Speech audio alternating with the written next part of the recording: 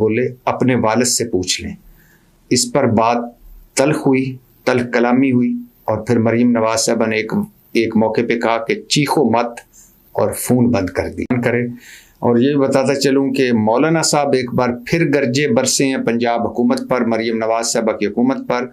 اور مولانا صاحب نے ایک بار پھر کہا ہے کہ جو مولوی سرکار کا ملازم نہیں ہے اسے کیوں 25,000 دے رہے ہو، ضمیر خرید رہے ہو. ضمیر خریدنے کے علاوہ تمہارا کوئی کام دھندا نہیں ہے.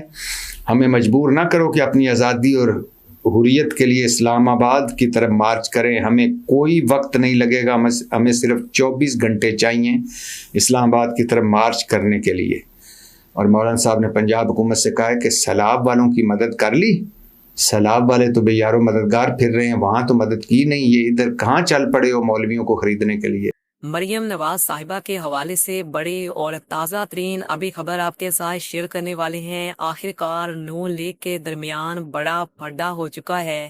آخرکار مریم نواز اور حمزہ شہباز کے درمیان کیا ہوا ہے، ابھی آپ اسی ویڈیو میں مکمل کلپ جان سکیں گے. اور جو فون پر ٹیلی فونک رابطہ ہوا ہے اس میں کس طرح سے تلخ کلامی ہوئی ہے اور نون لیگ آپس میں ہی لڑ پڑی ہے.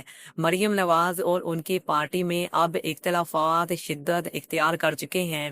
جب سے شہباز شریف صاحب وزیر اعظم اور مریم نواز صاحبہ وزیر اعلیٰ بنی ہیں تب سے ہی ایک جھگڑا شروع ہو چکا تھا. اور یہ کہا جا رہا تھا کہ مریم نواز صاحبہ وزیر اعظم کی کرسی پر بیٹھنا چاہتی تھی لیکن وہ نہیں بیٹھ سکی. تاہم جاتی عمرہ میں بڑی ہلچل نے اب سب کو حیران کر دیا ہے. کیا بڑی تبدیلیاں ہونے والی ہیں؟ کیا نون لیگ 2 حصوں میں تقسیم ہونے والی ہے؟ مریم نواز صاحبہ اور حمزہ نواز کے درمیان بھی اختلافات بننا شروع ہو چکی ہیں. اور یہ نیوز آئے روز بھی وائرل ہوتی رہتی ہے کہ مریم نواز صاحبہ اور حمزہ شہباز کے درمیان اختلافات ضرور رہتے تھے لیکن اس حد تک اختلافات کبھی نہیں گئے تھے جو اس بار آج اختلافات نے شدت اختیار کی ہے. اور مریم نواز صاحبہ جو کہ اب بھی یہ خواہش رکھتی ہیں کہ وہ وزیر اعظم بنے، کیونکہ جب وہ وزیر اعلیٰ بنی تھی تو ان پر اس وقت بڑی تنقید کی گئی تھی اور یہ کہا گیا تھا کہ مریم نواز صاحبہ نے اپنا کوئی سیاسی کیریئر نہیں دیکھا اور ڈائریکٹ وزیر اعلیٰ کے عہدے پر بیٹھی ہیں. تو لہٰذا مریم نواز صاحبہ نے، اس میں تو کوئی شک نہیں ہے کہ انہوں نے پنجاب میں ایسے ترقیاتی کام کیے ہیں جن کا نہ صرف پنجاب میں بلکہ کے پی کے حکومت اور سندھ حکومت بھی مریم نواز صاحبہ کی اسمبلی میں جو ان کی پارلیمنٹ ہے وہاں پر تعریفیں کرتے نظر آتی ہیں. تو کیا اب مریم نواز صاحبہ نے یہ جو اتنی محنت کی ہے اس کے بعد اب ان کا اگلا قدم وزیر اعظم کی کرسی سنبھالنا ہے؟ ابھی اسی ویڈیو میں سینئر صحافی ارشاد بٹی کا مکمل بیان شیئر کرنے والی ہیں. اگر آپ نے آج کے یہ ویڈیو نہیں دیکھی تو کچھ نہیں دیکھا. اور ایک بار پھر سے مولانا صاحب بھی ایک بار پھر سے حکومت پر پھڑ پڑے ہیں اور انہوں نے اس بار سارا کچا چٹھا بھی کھول کر رکھ دیا ہے. کیا ایک بار پھر سے پنجاب حکومت کا مشکل وقت شروع ہو چکا ہے اور اس وقت حکومت کی جو سب سے بڑی اور اتحادی جماعت ہے وہ پیپلز پارٹی ہے. لیکن اب پیپلز پارٹی بھی دھمکیاں دے رہی ہے اور کہتی ہے کہ اب ہم بھی ساتھ چھوڑ دیں گے، کیونکہ ایک جانب وزیر اعظم کی کرسی مریم نواز صاحبہ لینا چاہتی ہیں اور دوسری جانب بلاول بھٹو بھی یہ کہتے ہیں کہ وہ وزیر اعظم بننے کے خواہش مند ہیں. اگر بلاول بھٹو وزیر اعظم بنتے ہیں تو شہباز شریف صاحب کو بھی وزیر اعظم کا عہدہ چھوڑنا پڑے گا اور مریم نواز صاحبہ بھی جو کہ پرائم منسٹر بننے کے لیے انہوں نے اتنی کوششیں کی ہیں، دن رات کام کیے ہیں، تو وہ بھی ان کے رائے گاں جائیں گے. تو یہی وجہ ہے کہ کیا اب ان کے درمیان اختلافات بڑھ چکی ہیں، کیا اب یہ پارٹیاں علیحدہ ہونے جا رہی ہیں؟ اور اگر یہ پارٹیاں علیحدہ ہو جاتی ہیں تو پھر کیا یہ حکومت قائم رہ سکے گی؟ پی ٹی آئی جو ہے وہ پیپلز پارٹی کو پہلے ہی کہہ چکی ہے کہ اگر اس بار عدم اعتماد آتی ہے تو P T I Peoples Party کے ساتھ کھڑی ہو جائے گی. اور یہ حکومت کے لیے اور مریم نواز صاحبہ کے لیے، شہباز شریف صاحب کے لیے ایک بڑا دھچکا بھی ہو سکتا ہے اگر ایسا ہوتا ہے. مریم نواز صاحبہ اور حمزہ شہباز کے درمیان اختلافات کس طرح سے شدت اختیار کیے، آخر ان میں کیا بات ہوئی اور بات یہاں تک جا پہنچی کہ لڑائی ہونے والی تھی اور مریم نواز صاحبہ نے حمزہ شہباز صاحب کو ڈانٹ کر فون بھی بند کر دیا. تو ویڈیو میں مزید آگے بڑھنے سے پہلے ابھی آپ یہ کلپ بھی سن لیں کہ آخرکار کیا تلخ کلامی ہوئی، کس طرح سے نون لیگ آپس میں ہی اب اختلافات کا شکار ہو چکی ہے. یہ سینئر رپورٹر احمد فراز صاحب کی خبر ہے اور وہی بتا رہے ہیں، ان کا ہی دعویٰ ہے کہ پولیس مقابلوں میں مریم نواز کا دور شہباز دور کو بھی پیچھے چھوڑ گیا ہے۔